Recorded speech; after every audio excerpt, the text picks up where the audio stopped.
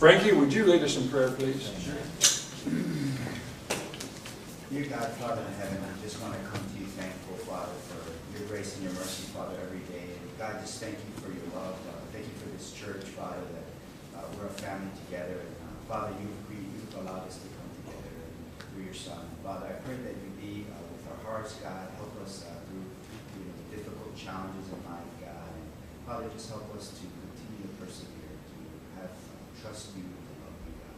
Father, I thank you for this class and Greg's preparation, Father, and his love for you, and just God really always wanting to give, Father, and I thank you for his life and his family. Father, I pray you be with him today as we listen to your word, God. I pray that we will have open hearts and that we will truly listen, God, and be informed. Father, we love you and thank you. It's in Jesus' name we pray. Amen. Let's turn over to 2 Corinthians chapter 12. 2 Corinthians chapter 12. I've been looking forward to teaching about this subject that Paul raises here in chapter 12. It's a tremendous chapter and has a lot to say to us. But let me go back and kind of set the stage again as far as what's going on here. In the city of Corinth, of course, Paul was one that planted the church in Corinth. And yet in his absence, as he was going and establishing other churches, a group of, I don't know how many, but a group have raised up. And basically, Paul refers to them as those who think they're super apostles. And they've raised up and they're questioning Paul's authority. They're questioning his apostleship. They're questioning him. And it basically goes along this line as we've read. He's not a trained speaker. He doesn't know how to speak. He's bold when he's writing to you, but he's a wimp when he's talking to you face to face. He's just not a very impressive man. They're saying this about the Apostle Paul. And they're trying to undermine Paul's influence on the church at Corinth. Paul is trying to help the church in Corinth to mature and grow. And as a result, Paul reluctantly says he's going to do some boasting of his own. Now, last week we talked about all the things that Paul had been through. I believe that's the first time the people in Corinth ever heard that. Because I don't think Paul was interested in telling people what all he had done until he was forced to. And in this chapter, we're going to see another part of his, quote, boasting.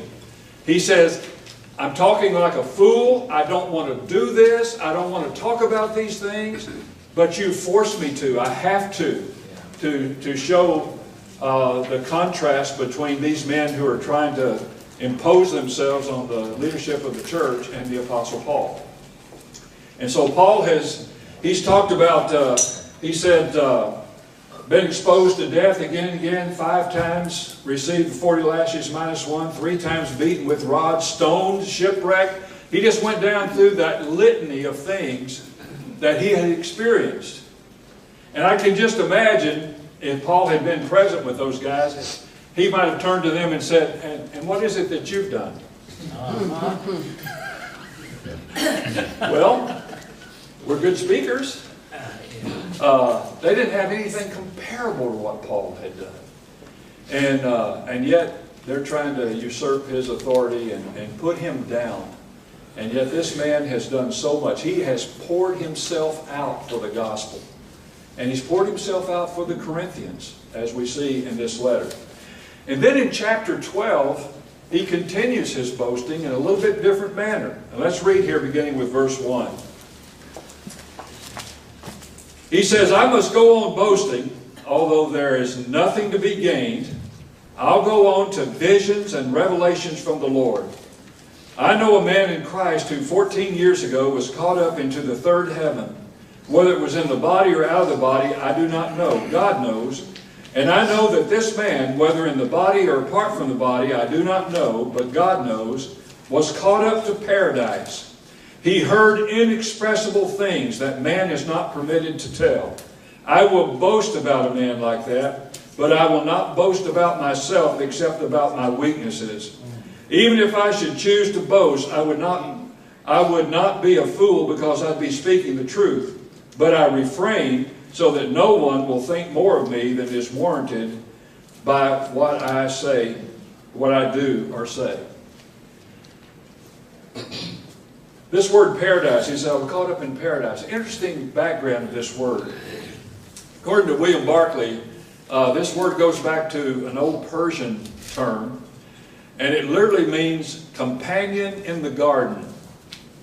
And what it was, the Persian kings, they would have their private garden. If they really wanted to honor somebody, they would bring that person into their garden and walk around and talk with that person in the garden. And so to speak, God has taken Paul, and as far as I know, he's the only one who's ever experienced that, and he took him to God's garden. He took him to the heaven of heavens. This third heaven is just the heaven of heavens. And he lets Paul look and see what is coming. And Paul says, I saw things that I can't express. I saw things that I can't reveal to you. Can you imagine? And we can't because we don't know what heaven is like. But Paul saw heaven. He saw what's in store for us. God let Paul do that. And Paul is saying, and again he might turn to those guys and say, where have you been? What places have you visited? And Paul would never do that. I would do that, but they wouldn't. But, you know, this is just an incredible experience that Paul has had. Now, he says, I knew a man. He's talking about himself. Okay. Yeah, he's talking about himself. As you can see a little bit later on here, that he's talking about himself in kind of a third-person way here. And then let's look at a little bit here. He says, in verse 7, he says, to keep me from becoming conceited because of these surpassingly great revelations that were given me, there was given me a thorn in my flesh, a messenger of Satan to torment me. 3 times I pleaded with the Lord to take it away from me. But he said to me, my grace is sufficient for you, for my power is made perfect in weakness. And therefore I'll boast all the more gladly about my weaknesses, so that Christ's power may rest on me. That is why, for Christ's sake, I delight in weaknesses, in insults, in hardships, in persecutions, in difficulties. For when I'm weak, then I'm strong. Amen. He talks about this thorn in the flesh. The word thorn there can be translated stake. Satan had just driven a stake into Paul's life. And Paul says, 3 times I asked God to take it away. 3 times I went for it. And I get the idea that Paul begged God to take it away, whatever it was. And there's been all kinds of conjecture as to what it was. Some scholars, and of course it makes absolutely no difference because it's all a guess. But some scholars think Paul had epilepsy. Some think that it was because of the oppression that he was going through and the persecution. What were some of the others? That he had an eye disease. Yeah. And that this tormented him, because the Galatians said, you would have given me your very eyes. And so some have surmised that he had some kind of eye disease. The oldest tradition says, from writers that were still several hundred years distant from Paul, but something had been handed down, that Paul suffered from severe headaches. We'd call them, I guess, migraine headaches, and that this was his thorn in the flesh. The problem is, we don't know what it is. It's really unimportant. Why did he say God allowed this to happen? Keep him humble. Yeah. Yeah. Everybody can fall victim to hubris, as it's called, or pride, haughtiness, self-importance. And Paul, with all that he'd been through and the way that God had used him, he could have been subject to great pride. And yet God said, Paul, I'm going to arrange it so that that doesn't happen to you. And when he begged God to take these things away from him, he said, my grace is sufficient for you, Paul. And then Paul finally came to the conclusion, you know, when I'm weak, I'm strong. Yeah. How does that work? What would Paul be talking about? When I'm weak, I'm strong. Yeah, Scott? Humility. Okay. Humility. Okay. Go ahead. On my knees before God. Okay, yeah. Absolute dependence on God. Yeah. Yeah, because you realize that you can't do it. And it's great to have that humility. I think even with the things that I've gone through recently with my health, it's easy to stop and wonder, God, why is this happening to me? Yeah. But I thank God for it because it humbles me. And it gets me to be dependent on Christ and not myself. Yeah. It's easy to lose sight of how much we need Christ, how much we need God when everything is good. Yeah.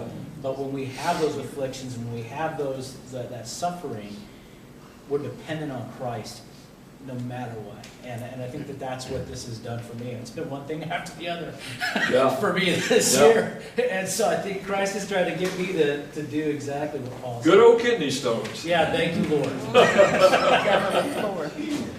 But what he was talking about is when I'm totally reliant on God, that's when I'm strong. Now imagine what Paul could have been like. He could have gotten to the point where he said, you know what? I've started all these churches. I mean, where would the kingdom be without me?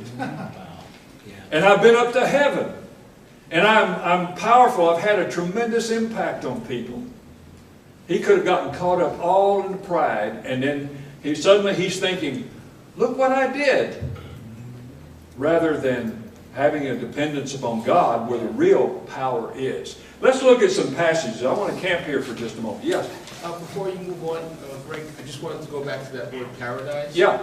I know some Christians hold the view, I do as well, that it's also can be translated Abraham's bosom or a waiting place for the righteous before the return of Jesus. Do you have a view about that? Because he refers to it as a third heaven. Well, there's nothing in this word that would make it Abraham's bosom. I guess there's the passage over in the Gospels where paradise was described in that way. And I don't know. You know, I'm just going to go with paradise. It was something wonderful and incredible that Paul was able to see. But let's look over at Deuteronomy chapter 8. Deuteronomy chapter 8. Amen. Deuteronomy chapter 8, beginning with verse 10. Think about this as we read it. This is humanity. This is the way we as humans think. And this was around 1400 BC. And God really presents to the people of Israel, He says, I'm going to put before you a blessing and a curse. The blessing, if you follow me and listen to me and obey me, I'm going to make you a great nation that nobody can conquer. If you don't follow me and you turn to idols, I'm going to withdraw and just turn you over to your own devices, and you're going to be swept away. Well, it was several hundred years, but eventually that's exactly what Israel did. They turned away. But listen to what he says here in these. He says, after they've come into the promised land, he says, when you've eaten and are satisfied, praise the Lord your God for the good land He's given you. Be careful that you do not forget the Lord your God, failing to observe His commands, His laws, and His decrees that I'm giving you this day. Otherwise, when you eat and are satisfied, when you build fine houses and settle down, and when your herds and flocks grow large, and your silver and gold increase, and all you have is multiplied, then your heart will become proud, and you will forget the Lord your God, who brought you out of Egypt, out of the land of slavery. He led you through the vast and dreadful desert, that thirsty and waterless land with its venomous snakes and scorpions. He brought you water out of hard rock. He gave you manna to eat in the desert, something your fathers had never known, to humble and to test you so in the end it might go well with you. You may say to yourself, the power and strength of my hands have produced this wealth for me. But remember the Lord your God, for it is He who gives you the ability to produce wealth, and so confirms His covenant which He swore to your forefathers as it is today. If you ever forget the Lord your God and follow other gods and worship and bow down to them, I testify against you today, you will surely be destroyed. And like the nations the Lord destroyed before you, so you will be destroyed for not obeying the Lord your God. Remember when Israel was coming out of slavery? And God parted the Red Sea, and He did so many things. Remember when they entered into the Promised Land? They were fiery fighters. But one of the characteristics was they were totally dependent on God.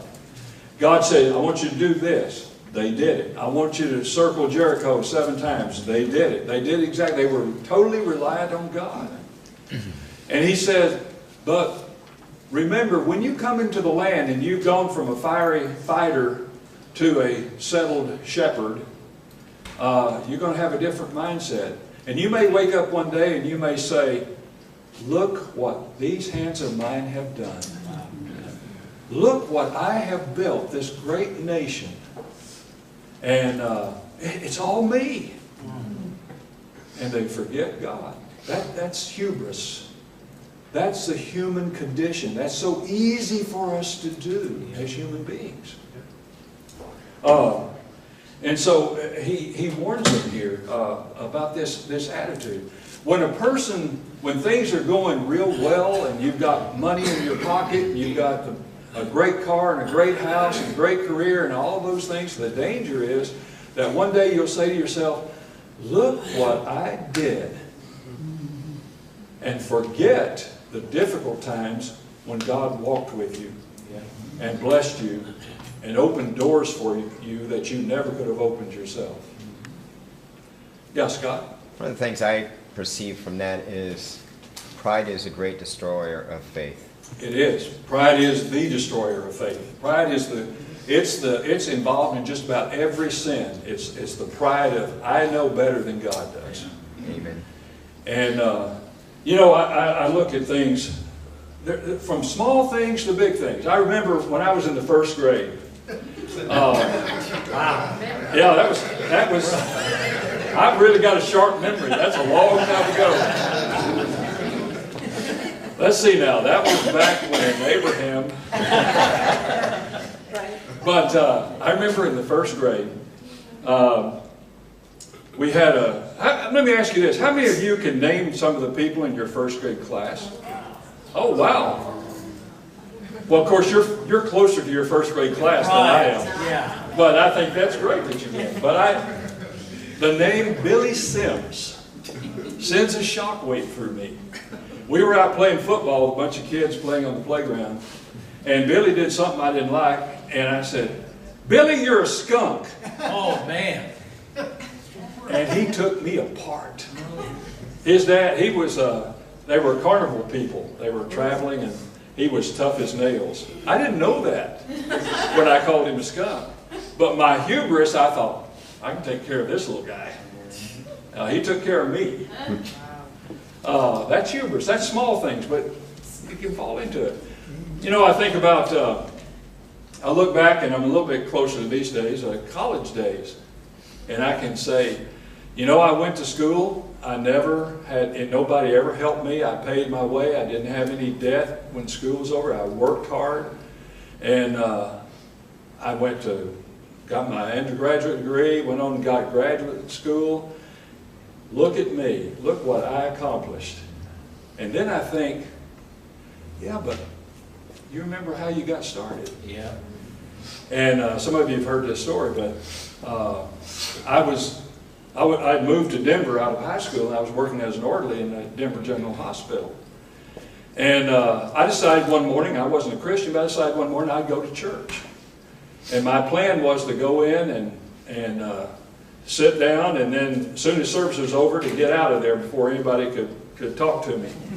And so I did, but I didn't make it quite out. There was an elderly gentleman in the foyer, Walter Martin, and he stopped me, and he said, he introduced himself, and he said, who are you? And he said, what are you doing? I said, well, I'm waiting. I'm trying to go to school. I'm saving my money and working. And he said, well, let me get your phone number. I might give you a call and let you know activities that are going on here at church. And I said, okay. And so I went on home.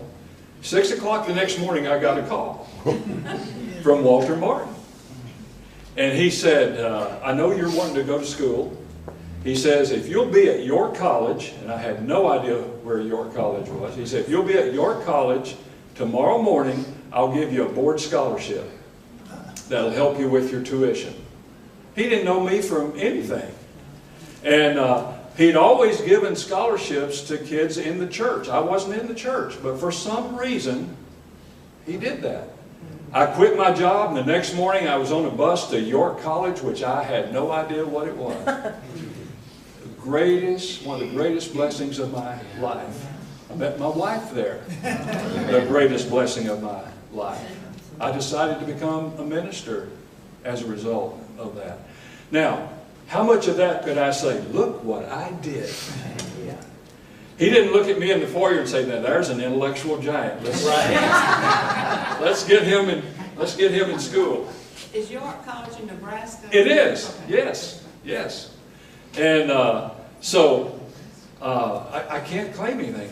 I've thought about those days, and I thought, my grandfather, who was a very godly man, he told me one time, he said, Greg, there isn't a day that goes by that I don't pray for you. Amen.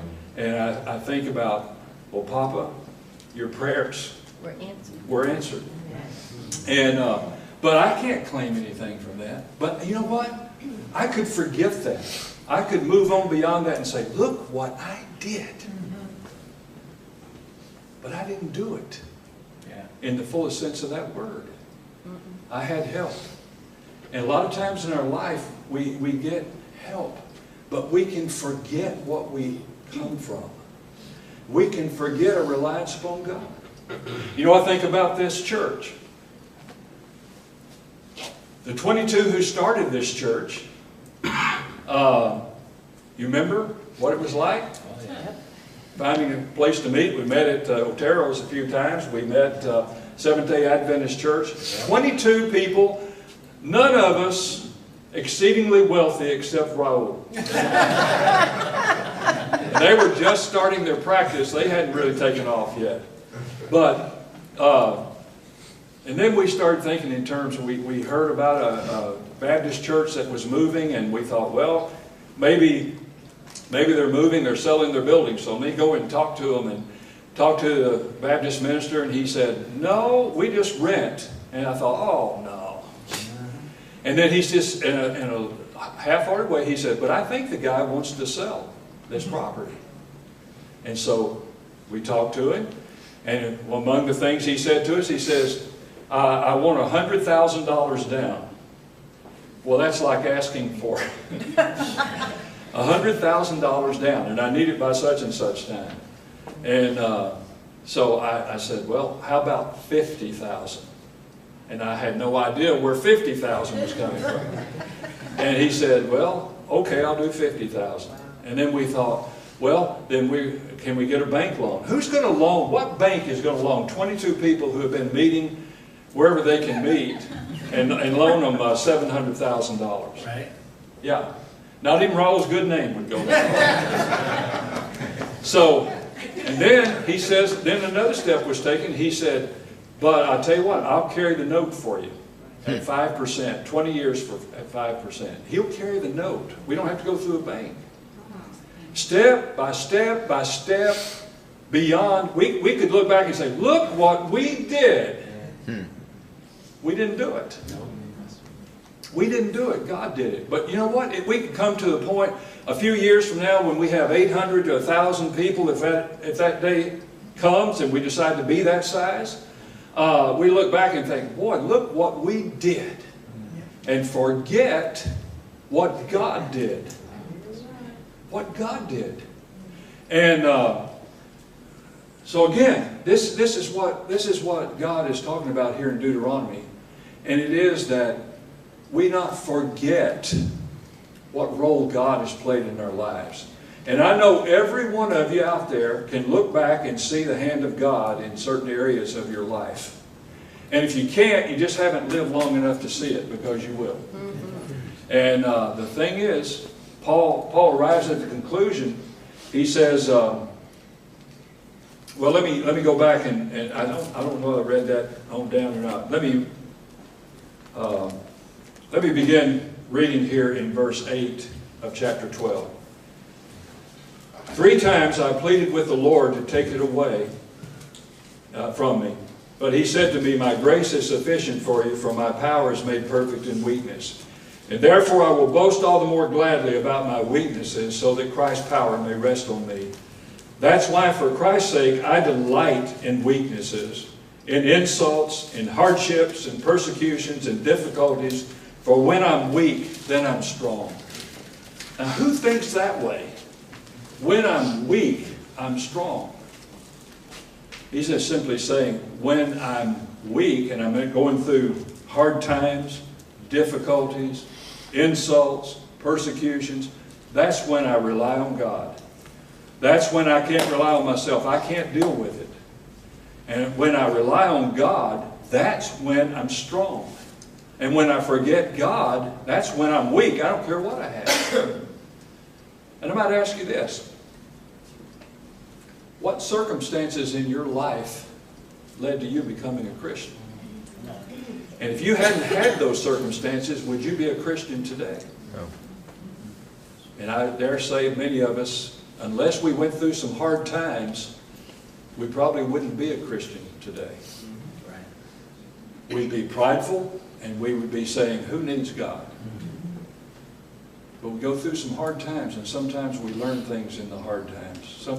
I'm convinced that we learn a whole lot more in the valleys than we do on the mountaintops. We learn a whole lot more when we're going through difficult times than we do when everything is going great. And I worry. Sometimes we kind of, in our country, we worship at the idol of success. That's good. It's good to be successful. But don't let success take you away from God. Yeah. Don't let it cause you to forget who you really are depending on. Let's look at another passage here. Let's look over at 2 Corinthians chapter 1, verse 8. 2 Corinthians chapter 1, verse 8.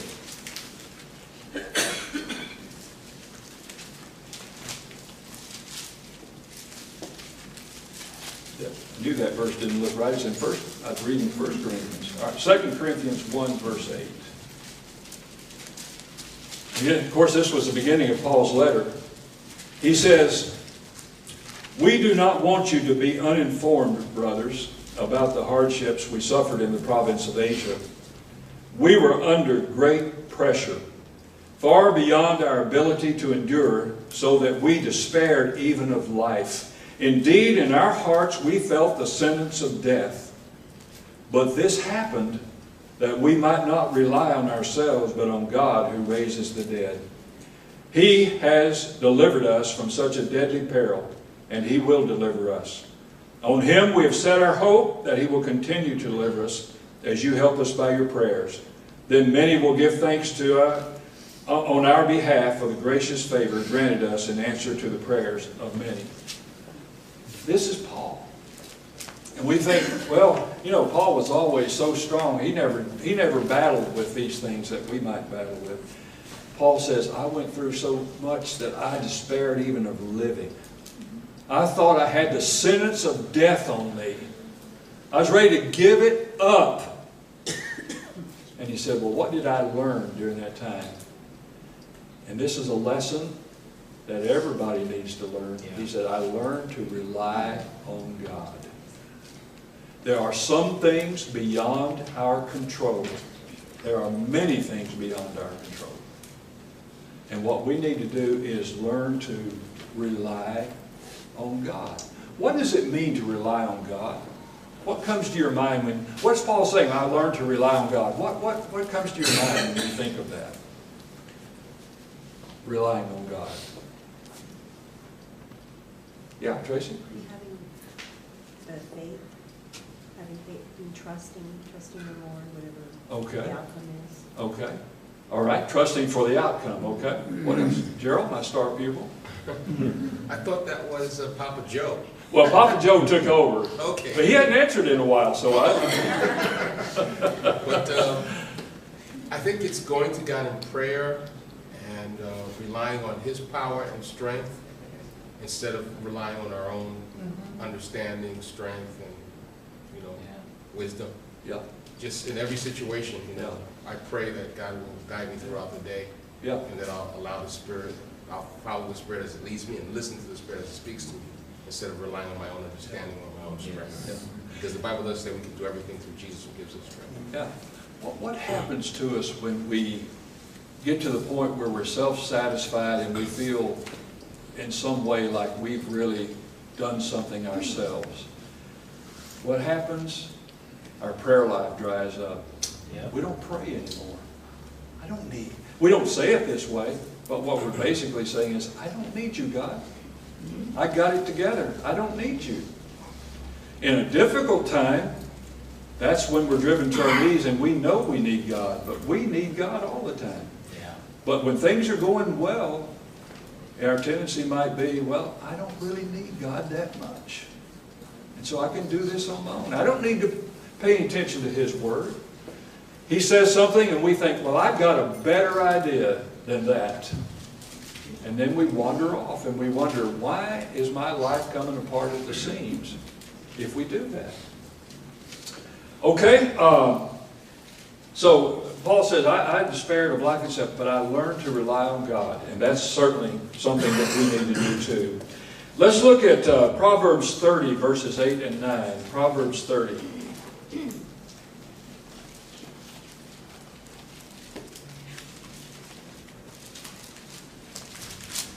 This is a great passage in the book of wisdom.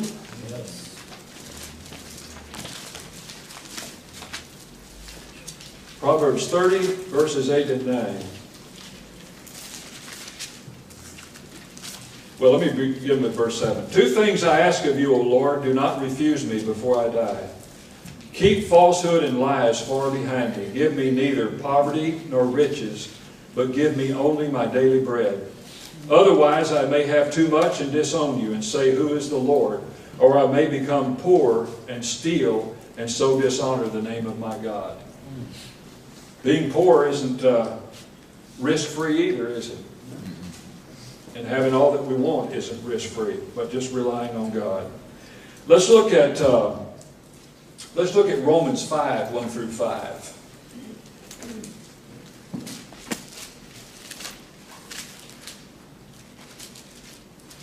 Let me ask you this question. In your lifetime, as far as your character goes, have you learned more from your successes or more from your failures? Failures. Failures? How many failures? You all failed, huh? Yeah. You know, I think one of the common denominators of people who really accomplish things is they're not afraid of failure. But we all fail, but we do learn in our failures how to live life better. In Romans chapter 5, we find the passage here. In verse 3, he says, not only so, but we also rejoice in our sufferings, because we know that suffering produces perseverance. What's perseverance? Keep going, yeah. Keep going. Push through. And you learn perseverance, and perseverance produces character. What could that be? What's he talking about? Produces character. How does suffering produce character? I think somebody said it. Nick. Go ahead, Nick. Conviction. Conviction? Okay. Contentment. Yeah. What's that? Contentment. All right. Contentment. Sure. Intestinal fortitude, it's like a strength. Yeah. Yeah. It just, you become strong. You become strong. Some of you will know what I'm talking about, some of you won't, but I hope I can give you enough information here to put it together. But remember years and years ago when we went through our problems in the church at large, and how many people, soon as things got difficult, what'd they do? They left. They dropped out. They didn't go to another church. They just left God. They never probably were with God as far as that goes. But suffering, going through things, produces character in the long run. It produces a stronger person if we take it in the right way. And so that's one of the things that Paul talks about. Over in James, he talks about going through various trials. It produces perseverance. You learn to stay the course. You learn to stay in there. And one of the things that happens with Christians is when we become a Christian, some people don't make it past the first year because they don't have any staying power. They don't have any way of, they don't push through. They haven't developed the character of perseverance. And so this is part of what Paul is talking to us about here is, I delight in weakness, insults, and hardships and persecutions. Now, I don't think Paul was just looking for those things, but I think he said, those are the things that have really helped me to be strong in God and to use God's strength. So, I think there's a lot to be learned here, a lot to be reminded of. And one of the most important things to be reminded of is that it's so easy for us to forget the time that we called on God and He came through. And then we get successful in some way or another, and then we leave God behind. I don't need God anymore. You know, the truth of the matter is, we need God every step of the way. Amen. Every step of the way. And we don't want to ever forget that. Let's close out with prayer. And Raleigh, would you lead us, please? Father in heaven, we thank you for your word. We thank you for your love, Father. We thank you for this class. We could only depend on you. At times, Father, we think that we're doing the right thing, and we depend on ourselves only to fall. Give us the strength, Father, to rely on you and to persevere, God, when tough times do come, that you are there step by step helping us, Father. And we pray, God, that we will make it to the end, that you will allow us in. Well done, good and faithful servant, is the words that we all want to hear. Amen. We thank you for this church. It's in Christ's name we pray. Amen. Amen.